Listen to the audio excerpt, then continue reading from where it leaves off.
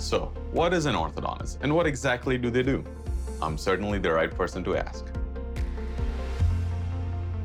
Think of your orthodontist as a medical specialist, like a surgeon.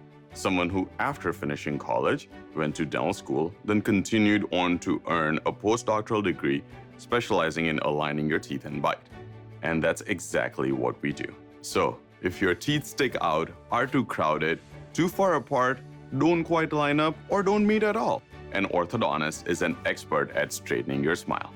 We use exams, x-rays, molds, and photos to create custom care plans for every patient, complete with the necessary appliances and timelines you need to create a healthy smile. The AAO represents over 19,000 orthodontists in our mission to bring the life-changing benefits of orthodontic care to patients worldwide.